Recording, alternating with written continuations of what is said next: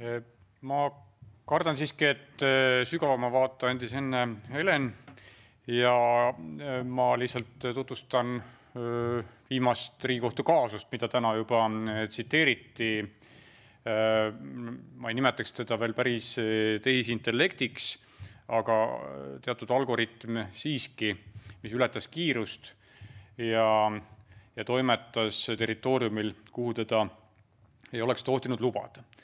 Ja nüüd on kindlasti teie ootus, et ma üritangi ajada seda 200 aasta vanuse pereettevõtte juttu, et ärge jumala pärast midagi muutke, ärge tehke ja keelame kogu selle algoritminduse ära. Ei, seda ma ei arva. Olen väga nõus Riigikohtu esimehega, et me peame liikuma nii kohtusüsteem kui ka avalik sektor tervikuna selles suunas, et meid eestlasi on niivõrd vähe, riigitööl inimesi jääb järjest vähemaks, inimestest on üha suurem puudus, kõik mõtlemisvõimelised ametnikud tuleb vabastada rutiinsest tegevusest, nagu seda on asutud tegema juba erasektoris. Aga päris ilma reegliteta, ilma reguleerimata, ma räägin siis nüüd sellest tilulilust, kes hommikul kuulas, see saab aru. Päris ilma reegliteta ei saa. Eesti edulugu ei ole ainult see, et kunagi 90-ndatel tehti lahti internetitoru. Eesti edulugu ikkagi baseerub ka teatud reeglipärasel majandusruumil, kui me räägime äriregistrist ja tugevast kinnistusraamatust ja mitmest muust asjast veel. Et kuidas siis tasakaalustatult liikuda ja nii, ei saa üldse liikuda. Ja kuidas ämbreid vältida. Ja ma tahaks kiita tegelikult Keskkonnaametit, kelle algoritmi, kelle roboti tehtud otsus küll kohtus tühistati, aga nad vähemalt üritavad uue ajaga kaasas käia ja õpime nendest vigadest. Osadest vigadest tagantjärele, aga osadest on võimalik õppida ka ennetavalt. E-riik versus õõriik. Ma ei mõtle siin õlleriiki, vaid õigusriiki. Õigusriik peab säilima ja selle õiguskeskkonna loomisel mina ei pea niivõrd oluliseks tohutu hulga uute reeglite kehtestamist, vaid need kratid ja robotid, kes toimetavad või hakkavad toimetama loodetavasti lähitulevikus, peavad kinni pidama nendest samadest reeglitest, mis täna kehtivad inimametnike puhul. Erasektoril on siin tohutult palju suurem vabadus. Bolt ei tohi küll ka mehi, naisi ja erinevaid nahavärve diskrimineerida, aga neid põhimõtteid on riigisektoris rohkem. Kas me tahame, et neid oleks rohkem? Me peame tahtma, sest liiga suur vabadus riigile tähendab tegelikult kodaniku jaoks, ettevõtja jaoks vähem vabadust. Sest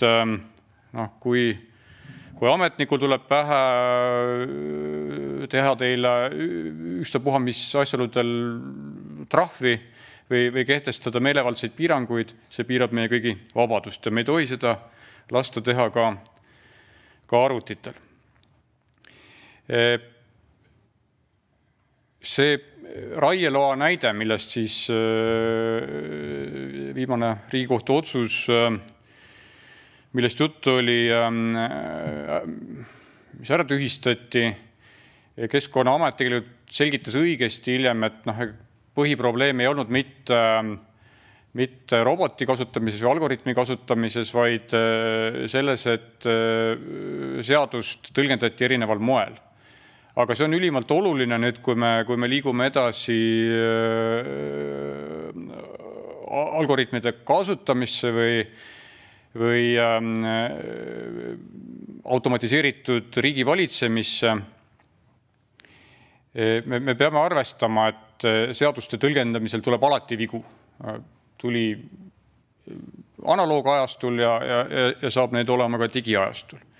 Digiajastu lihtsalt võimendab neid vigu, kui me oleme mingisuguse arusaama järgi seadust tõlgendanud ja paneme selle programmi kirja selle tõlgenduse ja vajutame start-nuppu ja masin hakkab tööle, see läheb masstootmisse ja tuleb tohutult palju valeotsuseid,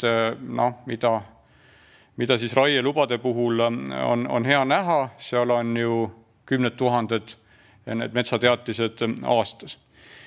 Nii et need riskid paraku jäävad, aga neid tuleb teadvustada, neid tuleb auditeerida, hinnata ja maandada.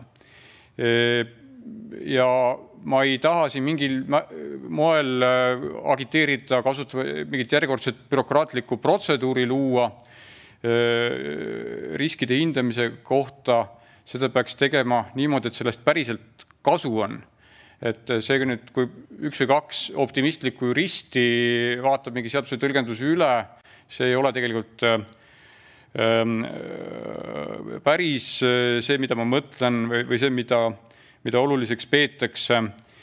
On vaja interdistsiplinaarset analüüsi, see, et erinevate valdkondade eksperdid suhtleks, nende hulgas juristid, aga vähemalt sama olulised nii siis andmeteadlased kui ka selle valdkonna eksperdid, et kui panna Keskkonnaametis robot tööle, et siis ka keskkonnateadlased ja ökoloogid vaataks selle süsteemi üle.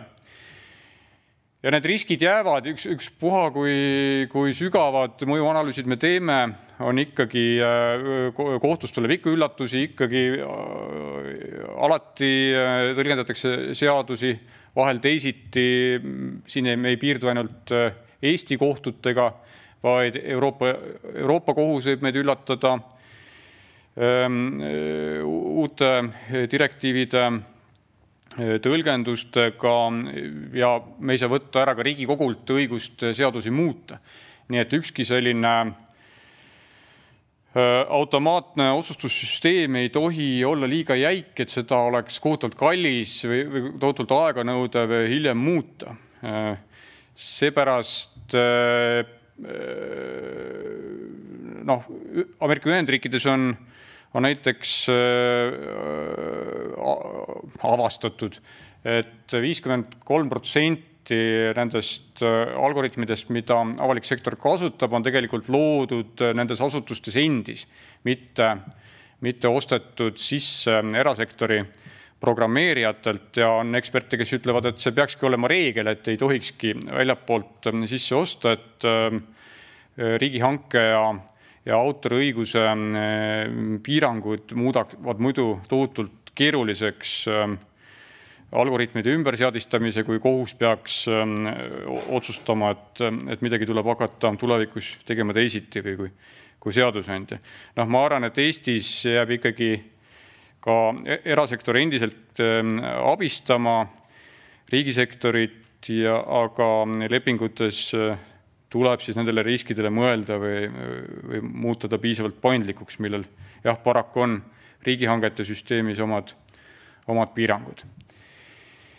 Nüüd kordan veel oma põhitees, et mitte niivõrd palju ei ole vaja uusi reegleid, vaid järgida seda sama, mis kehtib inimametnike puhul ja me ei saa siin lubada mingisugust allahindlust.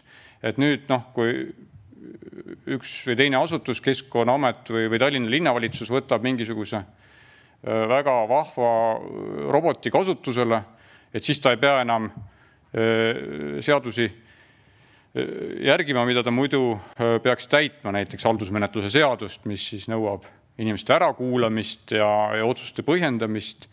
Ja mina ei usu sellesse, et kohtunikud peaks hakkama nüüd tohututeks andmeteadlasteks ja uurima, mis toimub mustas kastis ja tuuseldama mingisugustes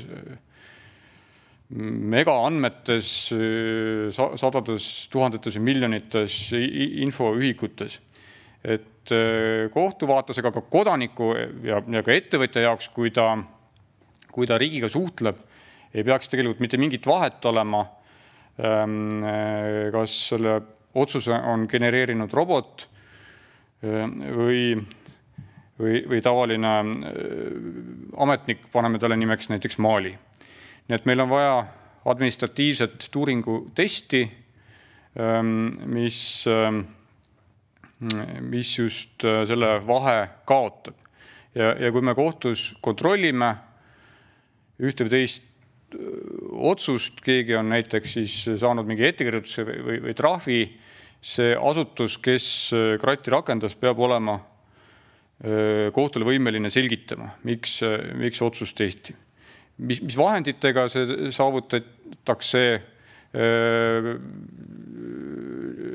chat GPT-ga, millegi muuga, kohtuvaates ei oma see tähtsust. Aga me ei saa leppida sellega, et laiutatakse käsi, öeldakse, et masin otsustas ja kogu lugu. Ja veel korra selle leebusprogrammi puudumise juurde,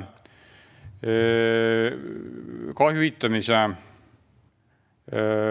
mehhanism on oluline. Ma ei taha siin hirmutada kedagi suurte kahjuhüvitiste ja kompensatsioonidega, aga jällegi see, kui riik tahab käia aega kaasas, ei tohi halvendada tegelikult kodaniku jaoks olukorda. Tema, kui riik riskid võtab, siis ei tohi jääda kodaniku kanda. Me ei saa riiki käsitada sellise rumala tarbijana, kes ei tea, et kass ei tohi panna mikrolaine ahju kuivamiseks, et kohv võib olla kuum. Pean silmas, täna on juba kritiseeritud Euroopa Liitu palju, aga see tehisaru pakett kipub, üritab jälle avaliku erasektori panna ühte patta ja riiki ka hoida natuke see pilpa peal ja kohelda sellise rumala tarbijana, et kui riigiametnikud ei saanud aru, kuidas robot täpselt arvutab mingisugust trahvisummat välja või ettekirjutust, et justkui siis riik võiks vabaneda vastutusest. Ei, sellist hinnaalandust teha ei saa. Ja lõpetaks ikkagi seda riigikrati seadust on vaja, see ei pea olema pikk ega kohutavalt bürokraatlik, aga mõned asjad on vaja paika panna selles Päraküla Raiela kaasuses. Kohus ei nõustunud küll lõpuks kaebajatega, selle keskkonnaühendusega, et nüüd ükski asutus ei tohi omapäi ühtegi kaasaegset tehnoloogilist lahendust kasutada, kui teda ei ole seadusega volitatud. Aga ma rõhutan, et andmekaitse üldmäärus või GDPR-i kohaselt alati, kus töödeldakse isikuandmeid automaatselt, ja seal on selline seaduslik alus vajalik. Ja ma arvan, tegelikult see on nüüd Riigikogu valida, kui rangeks siin minna, aga võib-olla, et nende riskide maandamiseks oleks mõistlik ikkagi, et asutus peab ära veenma mingisuguse poliitilise tasandi, näiteks ministri, et see volitus antaks päris omatahtsi nüüd ohtlikumates situatsioonides võib-olla veel, kui see metsateatis ei peaks saama iga asutus ise rakendada mis tahes robotit. Aga ma usun, et nendes siiski küllaltki leebetes raamides on ükskord me muudame oma riigi krati võimeliseks niikuinii. Aitäh! Suur tänu!